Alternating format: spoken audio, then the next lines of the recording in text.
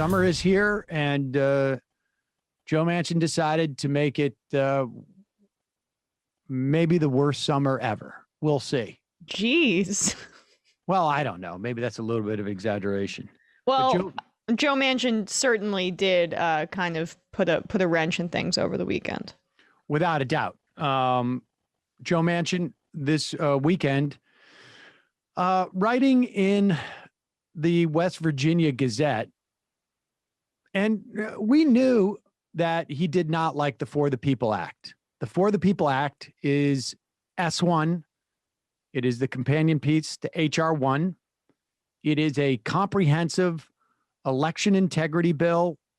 Well, I don't know if I would use those words, maybe. It is a bill to allow, well, I mean, it is an election integrity bill. I just don't like to use those words because that's the way the right wing has been sort of foisting this idea of election fraud. But it would keep people from being disenfranchised by Republican measures in the states.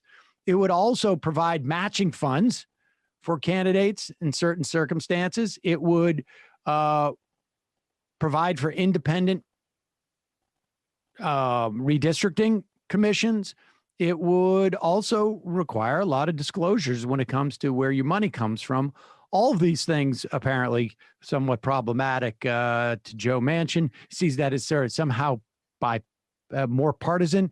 He has said in the past, and he said recently, that he is in favor of the John Lewis voting measures, which would reinstitute some of the pre-clearance provisions and would do a lot of like the election protection stuff, if you will. However, and I want to get well, let's let him say this in his own words. Here he is on Face the Nation this weekend. Let me ask you about voting rights, which is another issue. You have an op-ed in the Charleston Gazette today. Again, it's an issue you want bipartisanship on.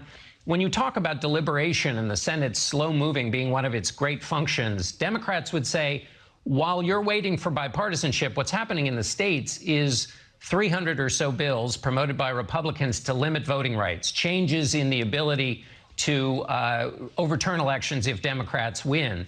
They say you can't wait while that's happening in the states for voting rights to pass by a bipartisan margin in the Senate.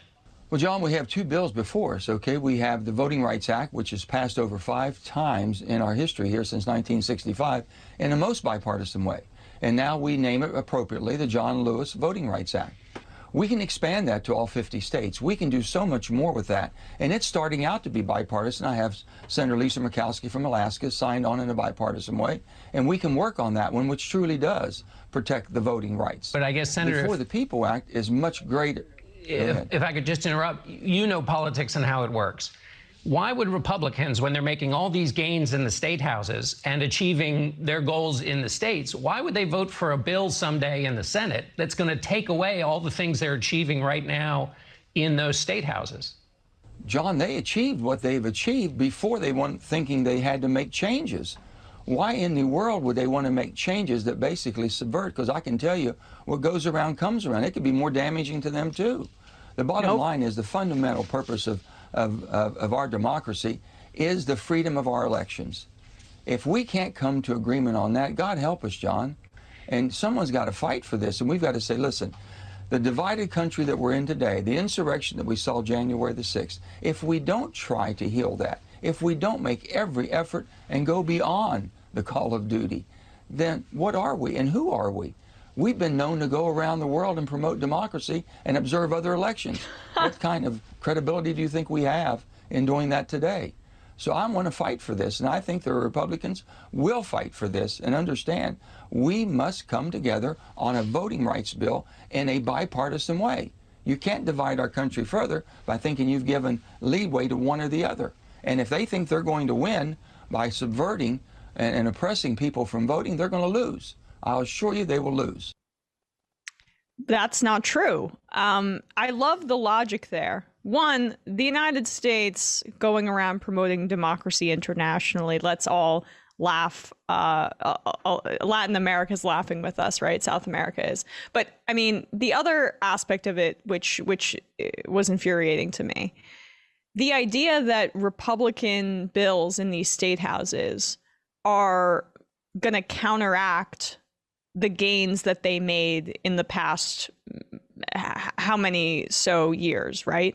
No, they're looking at their victories and they're building on them. They're trying to find a way to make voting even more undemocratic. So, because they learned their lesson, wow, when we actually limit Black people, poor people from voting in these states, we win. So let's make sure we compound that. And so it's completely faulty logic that he's using. I mean, he's not operating in good faith. He's working backwards. Logic?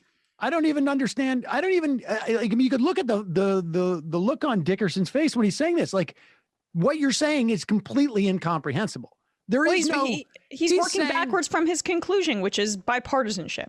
Well, he's saying that if they pass this, it's going to come around and be a problem for them. And Dickerson asked him, like, well, look, you have them passing it in the states. Why would they then pass a bill on a federal level that will undo the things they're doing in the states?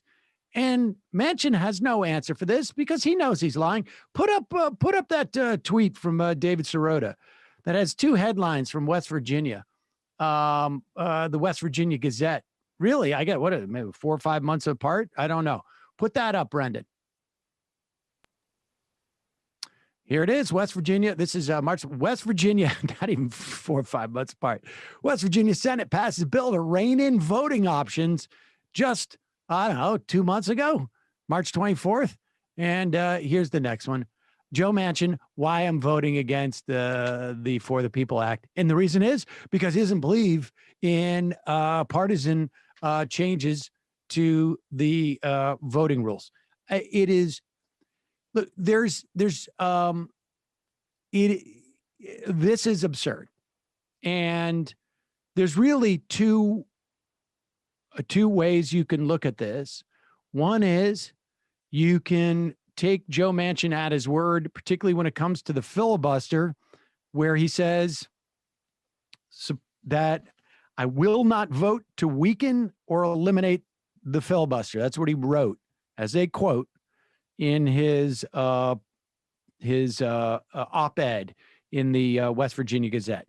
Now, Joe Manchin has in the past said, I will not vote for things, and then voted for them.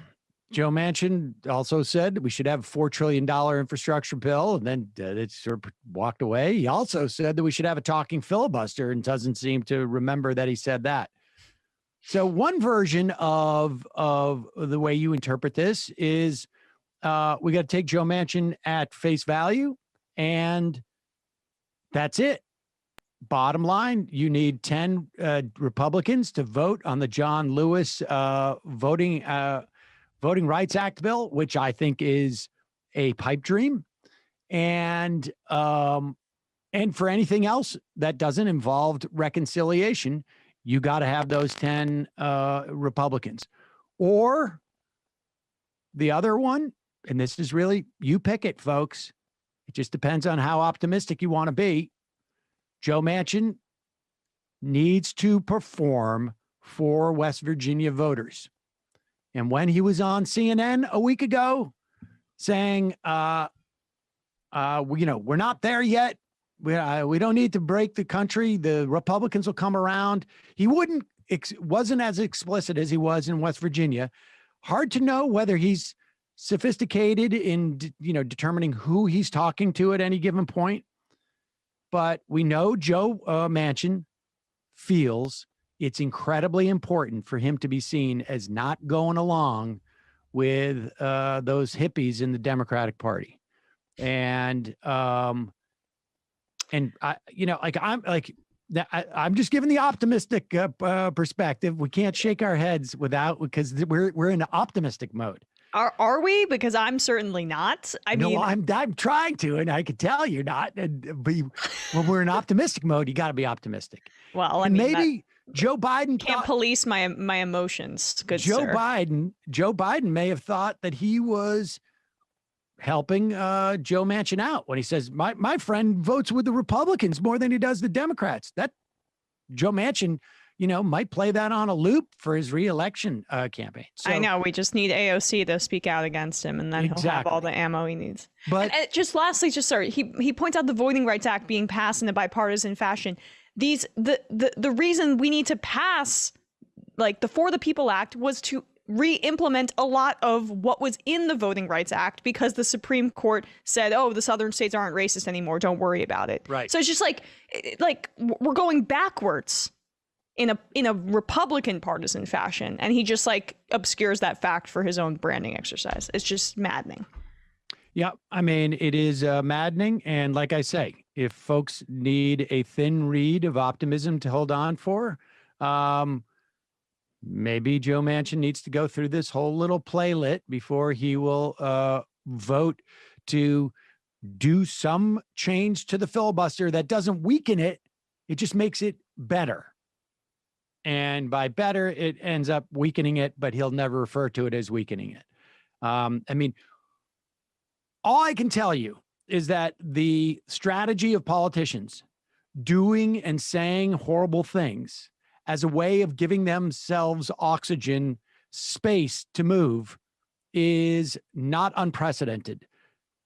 Barack Obama, I'm not saying it works, but Barack Obama deported more people in this country, from this country, than any president prior to him. And he did so as a way of trying to buy credibility so that he could go and do some immigration comprehensive reform. It was a fool's errand. It was a horrible and inhumane strategy, and it failed. But I'm just saying that so that you understand that politicians sometimes think that way. Joe Manchin may be thinking like, I'm going to say this, and I'm going to say it in West Virginia, and I'm going to lock in that sort of cosplay narrative I have there, because that's my brand. I don't do what the Democrats want. I'm an independent guy. I shot the cap and trade legislation with an AR-15. That's the type of guy I am. And maybe then he goes and does it, and he does it in a way that it's a little bit more obscured, and your average person in West Virginia, your average person anywhere in the country cannot tell you that if it's a filibuster that requires 40 votes as opposed to requiring 60 votes to break it, but you need 40 votes to hold it. They can't necessarily tell you that there's anything different there, but those of us who follow this on a regular basis know that it's a difference. And so who knows? But if you want optimism, there it is. Enjoy it, because that's all I got for you.